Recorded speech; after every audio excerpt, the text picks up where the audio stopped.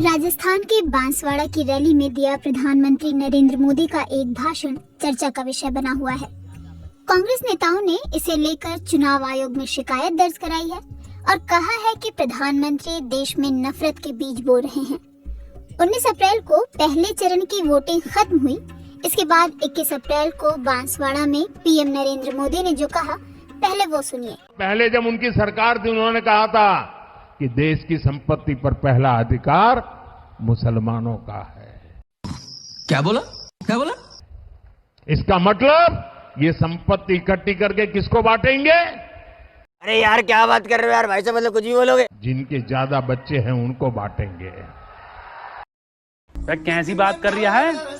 घुसपैठियों को बांटेंगे। अबे साले, जो माफ करना, मैं क्या आपकी मेहनत की कमाई का पैसा घुसपैठियों को दिया जाएगा?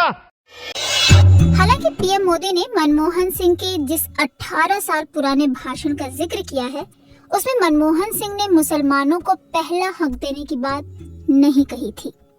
मनमोहन सिंह ने अंग्रेजी में दिए गए भाषण में क्लेम शब्द का इस्तेमाल किया था। भारतीय मीडिया के साथ साथ अंतर्राष्ट्रीय मीडिया ने भी मोदी के बयान को अपने पन्नों पर जगह दी है।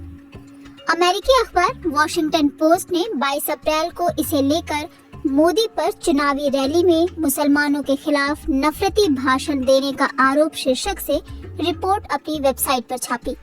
इस रिपोर्ट में भारत के नागरिकता कानून का भी जिक्र किया गया है। लिखा गया है कि इस कानून को लागू करने को लेकर देश में विवाद भी हुआ था। चीन की news website south China morning post ने लिखा है कि चुनावों में बढ़त हासिल करने के लिए मोदी ने मुस्लिम विरोधी बयानबाजी शुरू की। वेबसाइट ने लिखा है कि बीजेपी की उम्मीद के अनुरूप प्रदर्शन न होने के दावों के बीच पीएम नरेंद्र मोदी एक बार फिर चुनावी रैलियों में धर्म का इस्तेमाल कर रहे हैं और उन्होंने भारत के मुसलमानों पर बयानबाजी तेज कर दी है। उनके बयानों से चुनाव के मानकों यानी आचार संहिता के उल्लंघन होने की चिंता जताई जा रही है। टाइम मैगजीन ने भी इस खबर को जगह दी है। मैगजीन ने लिखा है कि भारत की आबादी 144 करोड़ है और बीजेपी की आलोचना मुसलमान समुदाय को बाहर से आए विदेशियों के रूप में देखने के लिए होती रही है। इनमें पड़ोसी बांग्लादेश और म्यांमार से आए मुसलमान भी शामिल हैं।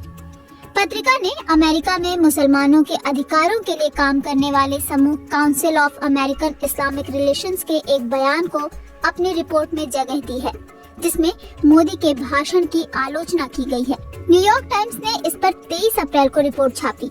वेबसाइट ने जिस शीर्षक के साथ रिपोर्ट छापी है वो है, मोदी ने भारत के मुसलमानों को घुसपैठिया क्यों कहा, क्योंकि वो ऐसा कर सकते थे। न्यूयॉर्क टाइम्स ने लिखा है कि अपनी सत्ता को सुरक्षित मानकर पीएम मोदी आर्थिक और कूटनीतिक स्तर पर देश के विकास को लेकर वैश्विक नेता के तौर पर खुद को पेश कर रहे थे। ऐसा करके वो पार्टी के प्रचलित विभाजनकारी रवैये से खुद को अलग रखे हुए थे। लेकिन रविवार शाम को उन्होंने एक चुनावी स्पीच देकर मुसलमानों को कथित तौर पर घुसपैठिए और अधिक बच्चों वाला कहा। उनकी ये स्पीच बड़े विवाद का मुद्दा बन गई। मध्य पूर्व से चलने वाले मीडिया आउटलेट अल जजीरा ने 22 अप्रैल को इसे लेकर एक रिपोर्ट पब्लिश की है।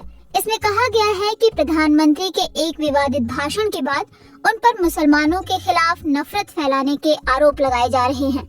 अल जजीरा ने लिखा है कि स्थानीय चुनाव अधिकारियों ने पुष्टि की है कि उन्हें मोदी के भाषण से जुड़ी 2 शिकायतें मिली हैं, जिनमें उनके चुनाव प्रचार को रद्द करने और उनकी गिरफ्तारी की मांग की गई है।